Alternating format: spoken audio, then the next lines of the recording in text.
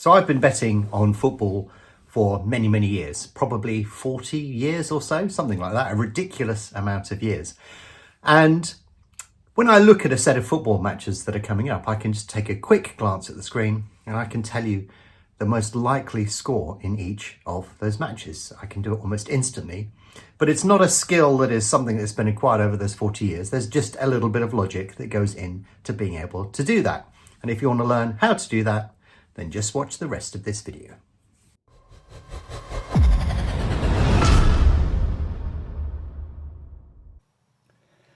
So we're looking here at a range of Premier League matches that are taking place tonight and tomorrow.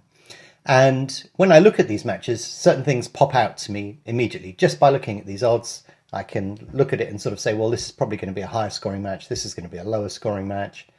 This is more likely to be a 1-0 or a 2-1 or a 0-1. You know, all of these things, I just look at these odds and I can see that immediately in front of me. And it's something I've learned over time, but there is some logic that sits behind this in terms of how you would do this. And that's what I want to show you in this video, but it's going to involve going into a little bit of depth to give you a much better understanding. But anyhow, let's have a good look at that in this video. So when we have a look at a set of football matches, what are we actually looking at? Well, when we look at the odds will actually tell us the chance of the team winning, losing, or drawing. And if we look at the odds of the matches that are taking place this evening, we can actually see that there are two matches where the favourite is actually playing away and their odds are around 2. So when odds are priced at 2, it means that they've got a 50% chance of winning that particular match. So we can actually see on this set of odds that we've got two teams that are being priced in for about a 50% chance of winning their particular match. And if you want to do the calculation, you just do 1 divided by 2, and that will give you 0.5, which is 50%. But it's interesting in these matches that you can actually see that the chance of the home team winning is slightly different. So it's sort of worth exploring why that is the case. But also, you know, what does that actually mean for the correct score market? What is the chance of a certain correct score coming in? And how do we calculate that given the odds that we can see in the match odds market? So what you can see in the background here are a load of statistics. And what these statistics are derived from is the chance of a home or away team actually scoring 1 goal, no goals, 2 goals, 3, 4 within a particular match. And I'll go on to explain this in a second. But what we've done is added up tens of thousands of football matches and said exactly what happened within those football matches. And then we've put them into this spreadsheet. And this spreadsheet is key to understanding how we can actually predict what score is likely within a football match. Now, I'm in the way at the moment. You won't be able to see all of the data. So it's probably better if I zip off of the screen and talk you through exactly what you're looking at on this spreadsheet. So let me explain what you can see on this spreadsheet. What we've actually done is we've taken about 10,000 football matches and we've said, you know, what's the chance of any one of these score lines occurring? And when you plot that on here, you get this distribution of probabilities. So you can see here that the chance of a 0-0, no team scoring, is about 8%. And you can see here that the chance of a 3-3 draw is pretty rare in the scheme of things. That only occurs 1% of the time. And if somebody said to you, what's the score of the match going to be? If you want to be more accurate than most average people, you just say 1-1, because that occurs most frequently. And so it's a really boring suggestion to make. But what you'll find in the correct score markets is that 1-1 tends to have the lowest odds, simply because that occurs the most frequently. Now, when you see people summarising a match, they say, oh, well, you know, they could win 1-0, but, you know, it's not impossible and this guy's in form and therefore I'm not writing off a 2-0 or a 2-1. But of course, you can't rule out the other team.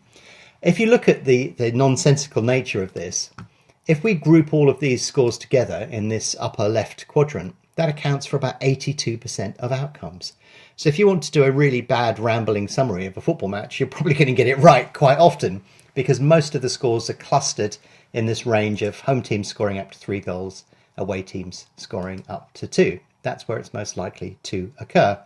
And when we actually look at the number of goals that are scored during a match, you can use this data to actually calculate that as well. So when you're looking at over and unders, or you're looking at goal lines or goal markets, this gives you a clue as well.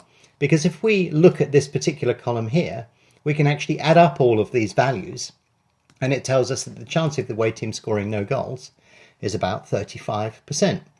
The chance of them scoring one goal is about 36%, then it goes 18%, 7.6 and so on. And we can do exactly the same for the home team over here. You can see the percentage of them scoring 0, 1, 2, 3, 4, 5 and so on. And if you wanted to figure out which is more likely, then you can just combine these two together. So if we look at the most common score, how many goals the home team scores, you can see here it's about 32%. That's the most frequent thing that's likely to occur. And on the away team, it's also one goal, which is why you get this number up here at 1-1, and why 1-1 is the most common occurrence within a particular match. And, you know, it's not impossible that you could see many, many more goals, but you can't. All you can do is say, this is most likely, but there is a chance of other things occurring. So you can see here, the home team scoring one goal is 32%. The chance of them scoring 5 goals is 1.6%. So you can never say that it will never happen, but you can apply a percentage probability to it, and therefore a set of odds. But you can also see here that the chance of 4 goals is about 5%, or 1 in 20 matches. So yeah, you know, this gives you a bit more depth in terms of what to expect from a football match, and also what you're likely to see and how. But also it's important to point out down here, this is a piece of information that's really important, which you'll learn in a second about the data, which is when we add up the total number of goals on average that a team scores at home in this data set, it was 1.52, and the number of goals a team scored when they were playing away from home was 1.1, for a total of 2.6 goals. And we're going to use and look at this data and highlight its importance in a second. But this also tells you that the home advantage is worth about 0.4 of a goal on this data set. In other words, if you play at home, you're effectively 0.4 of a goal up even before the match has started. So anyway, that's what you can see on this particular part of the spreadsheet. But in order to give you more information, we need to dig a little bit deeper.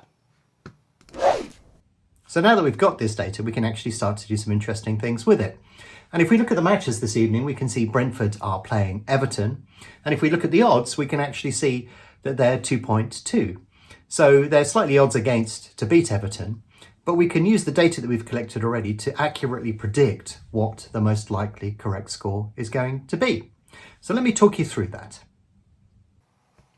So what I've done with the spreadsheet now is I've actually knocked out anything that could end in a draw or anything that ends in the away team winning, because we're focusing purely on the chance of the home team winning. So I've left all of those in here.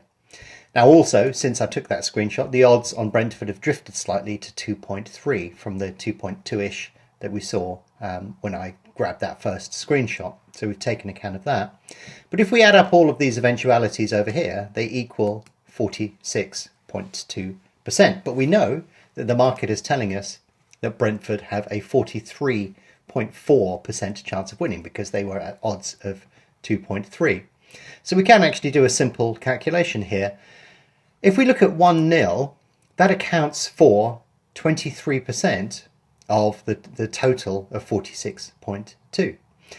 So we're basically saying that if a home team wins a match, then 23% of the time it's very likely to be 1-0.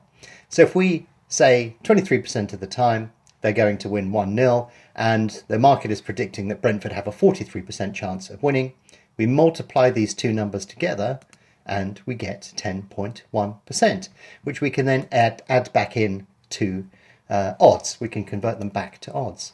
And you can repeat the process for 2-1, 2-0, 3-0, 3-1. So we can see that the market is suggesting the most likely outcome is going to be 1-0. Second most likely is 2-1. And there's about sort of odds of 25 if you want Brentford to win 3-0. So let's compare that to the correct score market for this match. So I've brought up the correct score market for this particular match, and you can see how we've done. For 1-0, we forecasted the odds would be around sort of 10s, and it turns out that for a 1-0 Brentford win, the market has priced it at 10.5. When we looked at 2-1, we priced the market at around 11.5, and you can actually see that the market is priced at around 10. And when we look at 3-0 to Brentford, we said the market should be about 25, and in fact the market is 27, so we're not that far out. especially when you look at it in percentage terms, because the odds tend to move more than the percentages. I don't know if I've explained that well, but yeah, we've been pretty accurate on these predictions. We've been able to take the match odds value and we've been able to convert it into correct scores. And that's the sort of core of what you're trying to do here. Now, when we looked at the beginning of the video, we saw two teams that were the same odds to win away, but we noticed that the odds on the team to win at home in those particular matches was slightly different. And you're sort of thinking, well, hold on, why is that? Surely they should all be the same. Well, not necessarily, and that all comes down to exactly how these odds are created. So let's have a look at that as well and solve that problem for you. So if we take this back to where we started the video, we were looking at matches that were taking place this evening. And one of the things that we noticed was that the odds for the matches in Nottingham Forest v Arsenal and Spurs v Man City, we could actually see that the away team odds were exactly the same. But we also saw that the home odds were slightly different. And you're sort of thinking, based upon the calculation that we've just done, surely they should be exactly the same. Well, not necessarily, because it's really important to take into account the number of goals that are likely to be scored within the match, because that will influence how the correct score market is shaped and whether it sort of moves in one direction or the other or is biased towards a certain scoreline. So one of the really simple things that you must do if you're trying to use this method or you're trying to predict correct scores is have a look at the league table and try and understand exactly how many goals the teams are scoring. And it's not particularly difficult to do, but it's something that you should sort of take into account if you're going to do this seriously, if you want to refine it and make it a much better calculation. So let's do exactly that. So I've got another spreadsheet here, and what you can see here is the same calculation but done a completely different way. Everything in the fields up here that you can see, all the numbers, are actually calculated values. They're not taken from historical data. They are actually calculated out from the information that you see over in this corner here. So what we're doing here is we're sort of reverse engineering it. We're saying, how many goals do we think will be scored in this match? How many will the home team score? How many will the away team score? And therefore, what is the likely outcome of this particular match? So what I've done here is I've collated some information on the Forest and Arsenal match.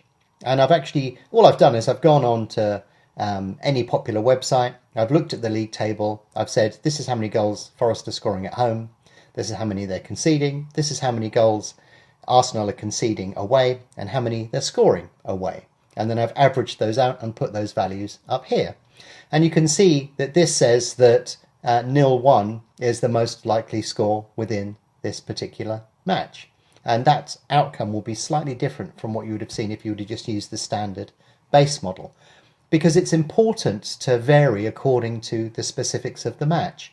If you use a broad model, you're going to simulate the market very well, but it's not going to necessarily be applicable within that particular match. So for example, if I actually go in here and bump up these values somewhat, you'll actually see that, so let's say that Spurs, I'm just making this up, there's no, I haven't looked at the data at this moment in time, but let's say that Man City are going to score more than Spurs will, and therefore there is definitely an advantage to the away team. Then you can see how that influences the outcome of the score. So yeah, adjusting these values will actually allow you to specifically identify characteristics within an individual match. If you're interested in knowing how I created this spreadsheet, I'm not going to show it on this video simply because it would take too long. However, I have produced a video where I do exactly that. So I suggest that if this really interests you, go over and watch that video. But yeah, by modifying the characteristics for each individual game and each individual league and so on, this will help you get much more accurate statistics off of the back end of this. So you can do it on a very broad, simple basis or a very specific basis. It's up to you which one you want to do. But that is exactly how you would do it. So what I've tried to do in this video is give you an overview as to how these markets are priced, but also how all of these markets interact with each other. Because if you know what the match odds are, you'll probably have a good idea of what the correct score market is likely to be and what is going to be the most favoured outcome. Now, you can use it at a broad level and that will give you a rough idea, but if you want to do it a bit more accurately, then what you need to do is to really understand how many goals these teams are scoring or conceding on average. That will help refine things much more, and it will help understand if you need to push the prediction in one direction or the other. And that's why you also have different predicted outcomes based upon matches that look fairly similar. So yeah, I hope that that's been useful for you. You should check out all of the features within BetAngel because we have a dedicated pricing tool within BetAngel dedicated to football. And we also allow you to look at predicted goals with BetAngel. BetAngel will do all of the hard work for you and tell you how many goals the market is predicting. That will significantly help you refine what you're attempting to do in any particular market. So check out that feature as well. Anyhow, I hope that that video has been useful for you. If it has, give me a like because that really does help the channel. I look forward to seeing you on the next video.